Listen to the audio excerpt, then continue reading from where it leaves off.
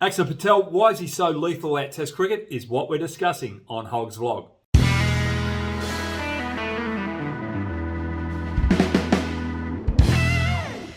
We'll also take a quick look at Shreyas Iyer as well as bad light at the back end of this vlog. But Axar Patel, he reminds me of Harath from Sri Lanka. The advantage he has over Harath is his extra height. Now the strengths are his control of line and length and his control of change of pace. Now when he bowls to the right-handers, he comes around the wicket the majority of the time, 95% of the time, and he's always attacking the stumps. He's not giving the batsman any relief.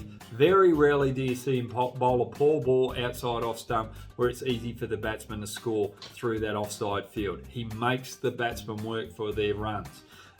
With that control of line and length, when he sees the batsman itching to get out of the crease, he's able to drop his length back. So the batsman very rarely is able to get to the pitch of the delivery.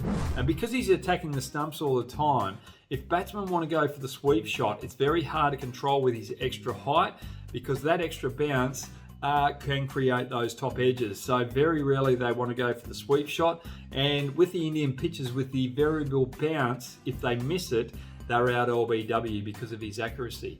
When right-handers are defending, they're also in a lot of trouble because they've got to get as far forward as they possibly can and try and get the pad outside off stump. And when that ball hits the pad, it's hitting them outside the line of the off stump to take the LB out of the equation. But in doing so, if he slows it up and gets a little bit of turn, it creates that outside edge caught behind. So very, very difficult for right-handers to face him and score against him. When he's bowling to the left-handers, I like the way that he uses the foot marks. Now, there was no left-handed bowlers in this particular test match in the fast bowling department. You had Southee Jamieson from New Zealand, and you had Umesh Yadav as well as Ishant Sharma from India.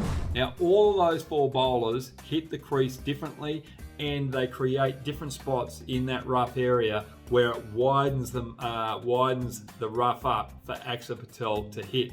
And what he's doing, he's just bowling into that rough very accurately, and the left-handed batsmen are in a lot of doubt because they know it's going to turn a lot more from that rough, but every now and then it goes straight. So they're playing with a lot of doubt, and if you play from the crease, you're going to get out LBW, you're going to get bowled, and the bat pad comes in.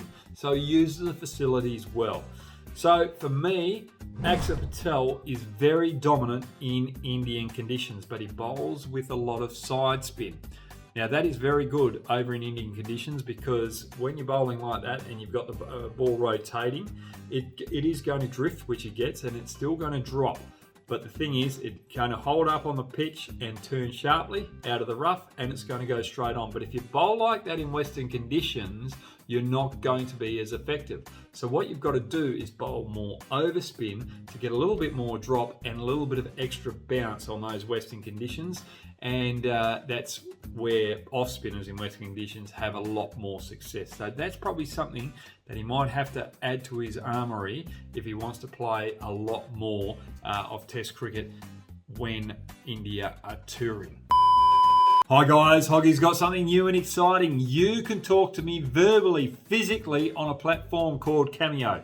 Hit the link downstairs, go to my fan page where you can direct message me, or you can wait for a schedule where I schedule a call, and on that call you have a number of minutes where you can actually speak to me. I'll schedule that, and then as phone calls finish, the next one in line talks to me, and that will generally be during a match, and it'll probably go for half an hour to an hour depending how many people want to get online.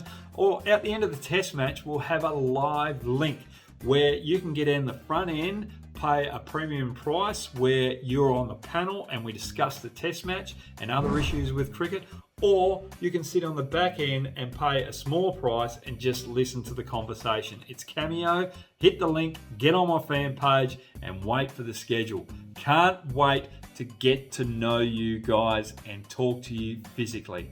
Thanks for following me guys, and now back to the vlog. So Axar Patel, he's had a bright start to his career. He's third on the list of best averages with bowlers that have got 30 wickets in Test cricket, so he's had a good start, and I'm really looking forward to seeing his future and the way that he adapts to those Western conditions. Now let's go on to Shreyas Iyer. I really like this kid. He hasn't played a first-class game since February 2019. He's been playing a lot of white ball cricket in T20 and 50 over cricket.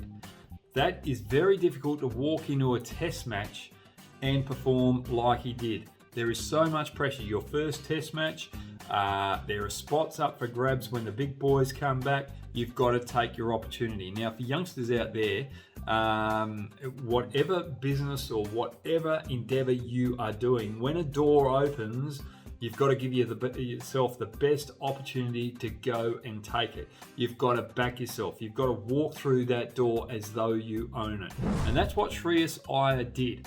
Now, one thing which I'm going to help you with your careers is he was very nervous when he went out in the middle, but his body language didn't show it, and he got through those tough periods. And it's like anything you do in life.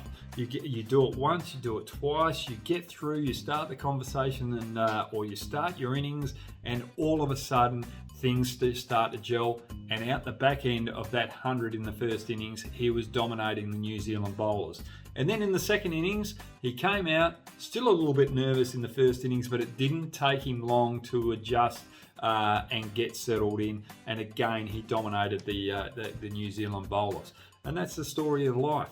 You know, those tough situations, those nervous situations, the more you do it, the more you're going to get comfortable. So every time a door opens, a tough situation comes up, just go through that door and take that opportunity. Put yourselves in difficult situations, and you'll grow as a person, and you'll get more comfortable in those situations. Then you'll have to look for other tougher situations to grow. So a little bit of psychology from the Hogster. Now, and for me, Shreyas Iyer was absolutely brilliant. The other thing about that innings was it was very tough to start in the middle order.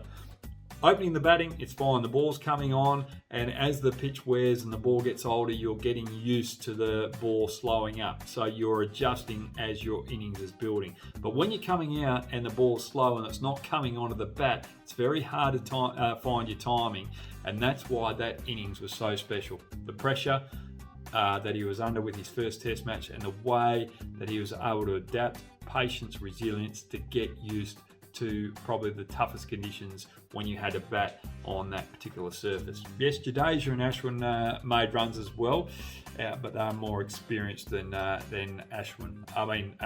Shreyas Iyer. So well done to Shreyas Iyer, and well done to Axar Patel. Now the umpires with bad light, I thought they did a wonderful job in this test match. I was very happy with them. They are Indian umpires, and the way that they controlled themselves on that on the evening of last night, they were superb. They kept getting the meter out there. They were communicating with the players all the time, saying we're playing because the light meters, the light readings this, and they didn't let down. They had full control of the situation. So well done to both umpires there. I think moving forward, to prevent any anger between teams and between players and umpires, on that first day when you come off, you've got that reading, show that reading to both captains so that everyone understands what the situation is, and then you can see the consistency going through each of the days. And then when you get in a situation like that, where on the last day it's very tight, you need one wicket, then all of a sudden you've got the evidence from the first night, compare it to the last night, and no one can complain. So well done to the umpires there.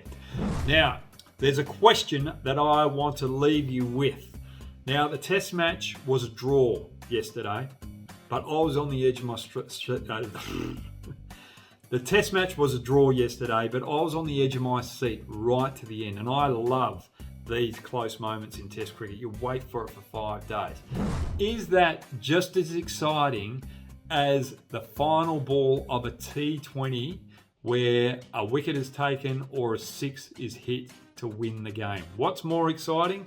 The draw where the batsman, the final partnership, save the Test match, or a 6 being hit in a T20 game to win the match.